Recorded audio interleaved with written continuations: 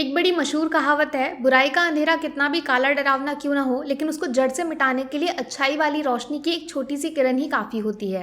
बस शर्त इतनी सी है कि आपके अंदर अंधेरे में आंखें खोलने की हिम्मत होनी चाहिए। सुशांत सिंह राजपूत एक ऐसा नाम जिसने बॉलीवुड के अंधेरे को दूर करने की एक छोटी सी कोशिश की थी, लेकिन घमंड और पैसे के नशे में चूर ऊंची ऊंची दीवारों के पार रहने वाले मुंबई के अमीरजादों ने हमेशा हमेशा के लिए उनके टैलेंट पे पर्दा डाल दिया। लेकिन सच को रोकने के लिए आप कितने भी ताले क्यों ना लगा दो या फिर रास्ते को तिरछे पहने नुकीले पत्थरों से क्यों ना सजा दो, इंसाफ का इरादा रखने वाले पैर खून खराबे से डरते नहीं हैं। सीबीआई फॉर एसएसआर 9 मामूली अक्षरों से बना ये छोटा सा शब्द अब इतिहास के पन्नों में दर्ज होने वाला है, क्योंकि इसके सहारे देश के 140 करोड़ लोगों को एक साथ जोड़ने जैसा असंभव काम आखिरी मंजिल तक पहुंच गया है। मुझे खुशी होती है बताते हुए कि इस बार राजनीति की रोटी सेकने वाले मक्कारों से और पैसे की धुन पर दुनिया को नचाने का सपना देखने वाले रईसों से भी ऊपर जीत हुई है इंसानियत के लिए दिन रात खड़े रहने वाले कुछ सच्चाई के सिपाहियों की, जिनका मकसद सिर्फ एक था, सीबीआई फॉर एसएसआर। जी हां, फैसला आ गया है और सुशांत का केस पूरे तरीके से सीबीआई के हाथों में सौंप दिया गया है।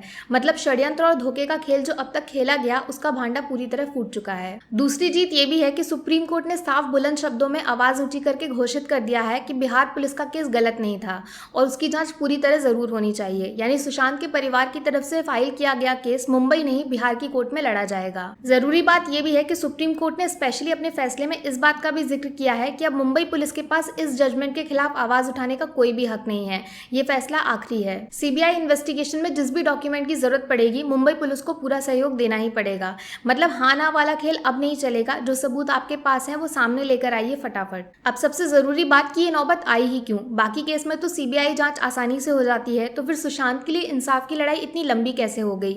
जवाब सिर्फ 2 शब्दों का है, रिया चक्रवर्ती। दरअसल हुआ कुछ ऐसा, रिया मैडम ने कुछ दिन पहले अपने इंस्टाग्राम प्रोफाइल पे सुशांत के लिए एक लव लेटर लिखकर उनकी इंसाफ की लड़ाई में छलांग मार के सीबीआई जांच की सिफारिश कर दी और रूठे हुए सुशांत के फैंस का दिल वापस जीतने की तैयारी कर ली। लेकिन वो कहते हैं ना, कभी कभी सरस्वती आपकी जुबान पर बैठ जाती हैं और बोली हुई बात हकीकत में भी बदल सकती है। बस ठीक वैसे ही रिया मैडम की इंस्टाग्राम प्रार्थना कबूल हो गई और बिहार में सुशांत के परिवार ने एक केस फाइल कर दिया, जिसकी वजह से इन्वेस्टिगेशन सीधा सीबीआई के हाथों में जाने लगा। बस यहाँ से कहानी में ट्विस्ट आया जब रिया मैडम खुद सीबीआई जांच के खिलाफ खड़ी हो गई और बिहार वाला केस महाराष्ट्र सरकार को सौंपने के लिए सुप्रीम कोर्ट में अपनी अर्जी दाखिल कर दी। उनको मुंबई पुलिस में सबसे ज्यादा भरोसा है, जिसने 2 महीने पुराने केस में आज तक एक एफआईआर तक फाइल नहीं की है। बस इसी विरोध वाली अर्जी के कारण सुप्रीम कोर्ट को बीच बचाव के लिए केस में शामिल होना पड़ा और अब फाइनली केस सीबीआई के भरोसे छोड़ दिया गया है, जिसकी तरफ 140 करोड़ लोगों की आंखें इंसाफ की उम्मीद लगाकर देख रही हैं। वैसे रिया मैडम से याद आया, सिर्फ सीबीआई इनकी दुश्मन नहीं है, इनके दूसरे दीवाने भी हैं, जिनका नाम है ईडी यानी इन्फोर्समेंट डायरेक्टरेट,